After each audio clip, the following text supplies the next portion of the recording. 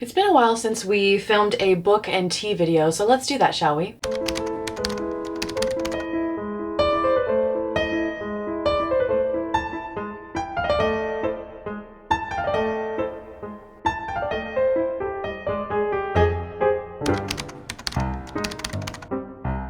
I wanted this video to mostly be a book haul, but honestly it's just an excuse to get really excited and talk about some of the books I'm currently reading and the ones that are on my TBR. The first half of this video is going to be geared towards occult and witchcraft books. The second half of this video is going to be geared towards fiction in the themes of dark academia and goth. At the time of filming this, it is fresh October. We are deep into October. It is the time where you're finding the crunchiest leaf on the ground. It is vampire season, and this is the time of year where I really get back into fiction to inspire my magical practice, and it usually revolves around dark academia, Gothic literature, even some fantasy elements as well. But if you're here only for the occult and witchcraft books, I'm going to be putting that first in this video. Cat mug. Tea that I'm drinking today is some pine needle tea. Have you ever gone foraging for your own pine needles or fir or anything like that and drank tea from a tree? I highly recommend it. So I'm drinking pine today. Ooh, where do we want to start? Where do we want to start?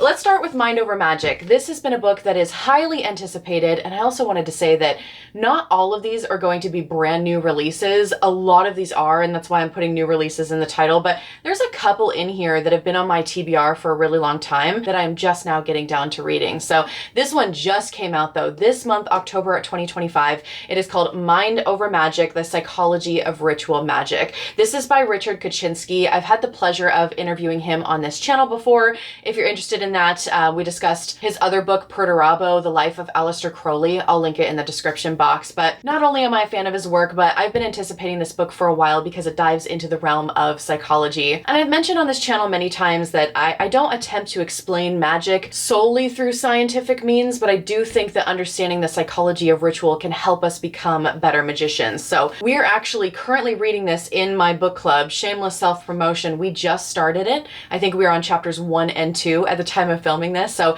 if you want to join the book club, we're going to slowly be reading this book over the course of the rest of October and all the way through November. We have a private Discord server where people chat about the book, and then we also have 3 Zoom calls this time, I believe 3 or 4 Zoom calls where we are going to be discussing our thoughts. I just started reading this book, and I will say I really appreciate the way that Richard writes. I have a feeling that this book is going to be in my top 10 for my favorite occult books, and at some point I really would like to do an updated reading recommendations list, all the books I would recommend for various paths within the occult. So if that is something that you are interested in seeing, definitely let me know in the comments, because I've been wanting to redo that video for a really long time because of new books like this, where I know that this is going to be one of my favorites. So really excited to get into this. I also love that he dedicated this to Mavius Lynn, who is one of my friends, and it was just really, really sweet to see that. On my personal TBR, I have been meaning to get around to Matt Oren's books. So I have recommended his Psychic Witch book a million times. This has been out for a while. It's been on many bestsellers lists. I'm pretty sure everybody has seen this book in a metaphysical store. I always say it's one of the best books for a beginner psychic or a beginner witch to start with. Now, I will say some people have said that those with aphantasia really can struggle with a lot of the visualizations in the book, but it really does take you from beginner to adept with the themes of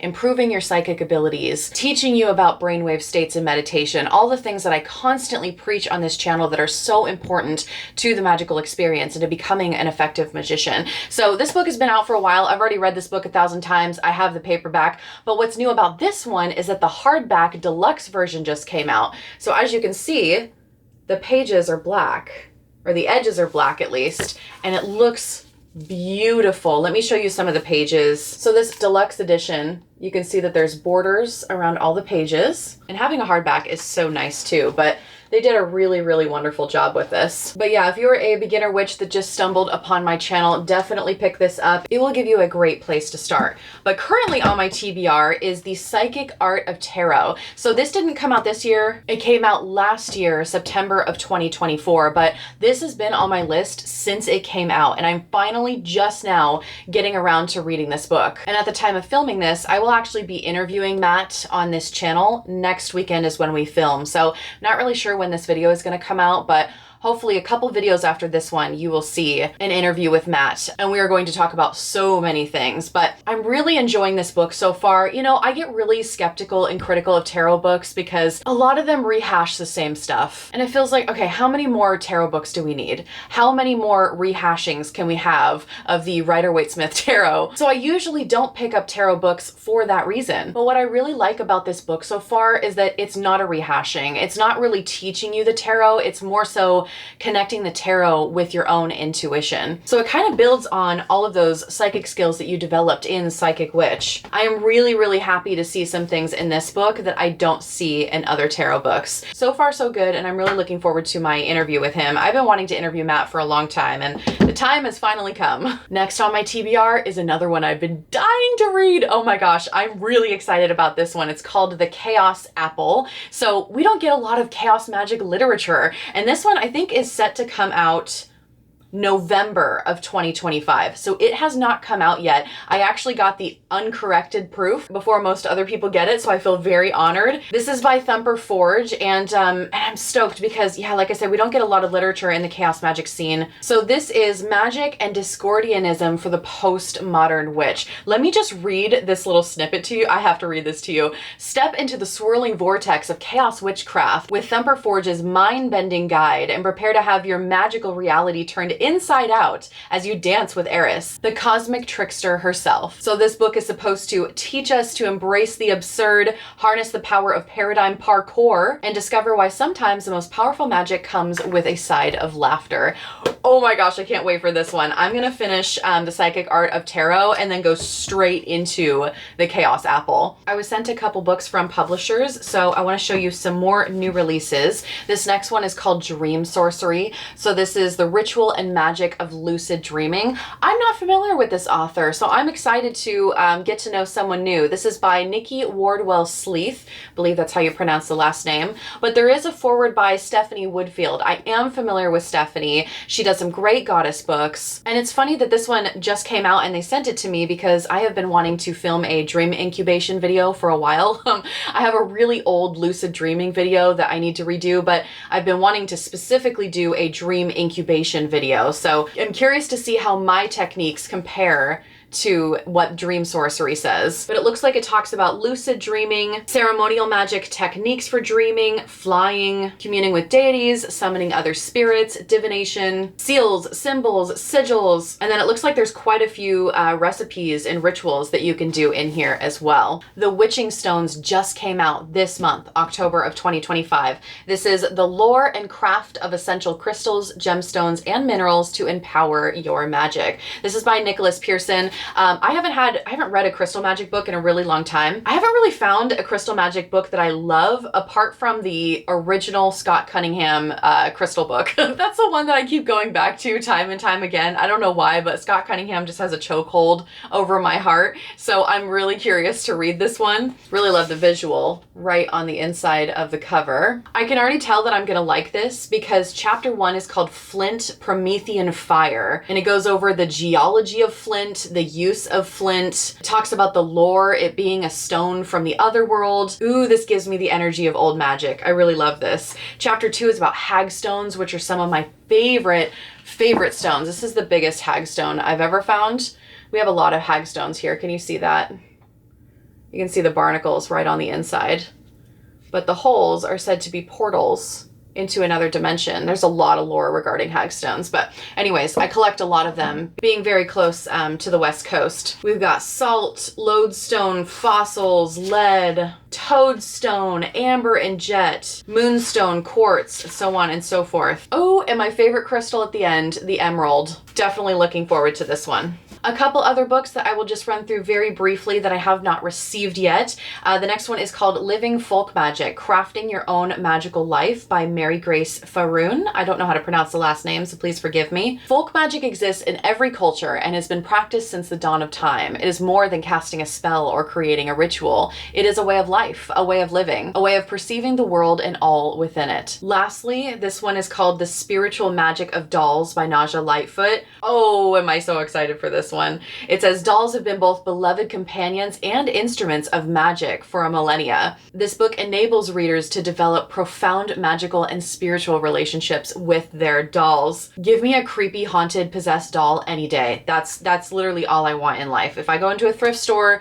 give me that haunted, creepy doll. Let's transition really quick into some fiction. Again, these are the themes of dark academia, Gothic literature, fantasy elements. I could not be any more excited for this book. I could not be any more excited. Frankenstein is probably one of my favorite classics. This year I really had a goal to read more classic literature, and I did. And so I've become really critical and stingy about what I like versus what I don't like, but Frankenstein just holds up for me. It's one of my favorites. So this is called Frankenstein's Monster. So this takes place after the original Frankenstein, and it appears to happen after everyone already thinks that Victor Frankenstein and his monster are dead, but apparently they are wrong. So our protagonist is named Nathaniel Green. He is a folklorist. It is set in 1842. He is living with his wife Alice. Anytime there's a name Alice in a book, I know it's going to be a good sign for me. And a mysterious stranger arrives on their doorstep. Alice welcomes the stranger in and is seduced by these promises that the stranger makes. Then it seems to jump to 1850, where Nathaniel Green has now been accused of murder, and then he is about to tell his tale of what happened. Oh, I have been waiting for someone to write a really good play off the original Frankenstein, or a follow-up of some form. So this one's definitely moving way up on my TBR. The Library at Hellbore. This one is so Gothic. We get a little bit of academia with this one as well. So it's by Cassandra Kaw. It is set at the Hellbore Institute for the Gifted, and it's essentially a place that houses monsters. Alessa is our main character. She is kidnapped and forcibly enrolled in this school of monsters, and it's supposed to promise a real life afterwards for these monstrous individuals. This is spoiler free, by the way, but on graduation day, it turns out that the faculty ends up going on a ravenous rampage and feasting on the students, feasting on the children. So then our main protagonist, Alessa, and the other students that are still alive have to band together to survive this night of graduation. This next one is a fantasy, but it does also have hints of academia. So it's called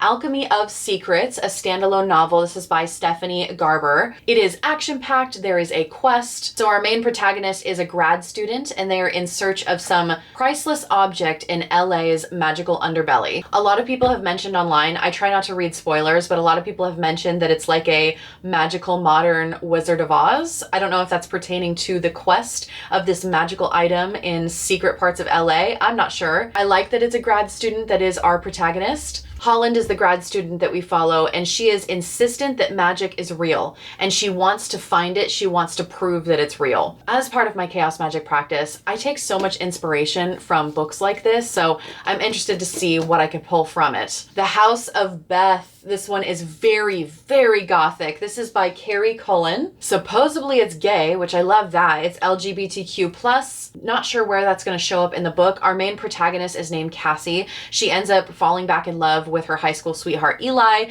They end up getting together again, and then she ends up living in his house in the woods. Well, Beth is Eli's late spouse who has passed away. Cassie starts feeling like Beth's shadow is permeating every aspect of the home, and then she starts hearing a voice narrating the house's secrets. Cassie ultimately is led down a path to see what actually happened to Beth. I also love a well-rounded, complex protagonist. So the protagonist does suffer from OCD, and her mind is haunted by these gory and graphic images. So it sounds like this is going to be pretty gory. I mean, look at the cover. It is very Gothic. So if you're not into gore, maybe don't read this book. Lastly is Catabasis. I think it's pronounced Catabasis. I don't know. Don't come after me. I don't really know. But this author is super popular. So this author has written Yellowface, Poppy War, I think a couple other ones, but I have been dying to read Poppy War for a long time. I've heard both Poppy War and Yellowface are must-read books. This author also wrote Babel, which is one of the top dark academia books. Anytime anyone talks about dark academia, Babel is usually at the top of the list, along with A Secret History Misery, which I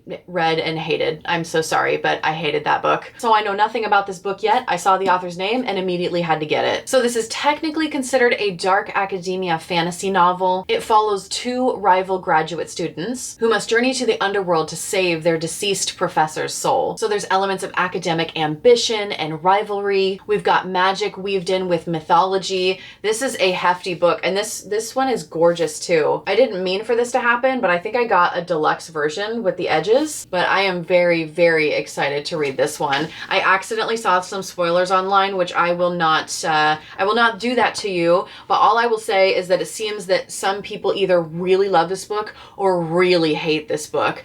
I'm curious to know which camp I'm in, whether I'm going to love this or hate this. So which fiction am I going to start with first? I think I'm going to start with Frankenstein. I have to start with Frankenstein. Let me know if you want a follow-up video on my reviews of all of these books. It's been a while since I did bookish videos like that, and I just never know if people actually enjoy watching those videos or not. But if you actually want to hear my thoughts after me reading these, let me know. Let me know what you are reading on your TBR, if there's any new releases that you are looking forward to in the next coming months, especially in the Northern Hemisphere as we go into the darker half of the year. This is the time to get back into books. September hits, the dark academia energy looming, and when October hits, it is goth. Vampire season, witch season. I want to know everything that you're reading right now. So thank you so much for watching this video. I will see you all in another video very soon.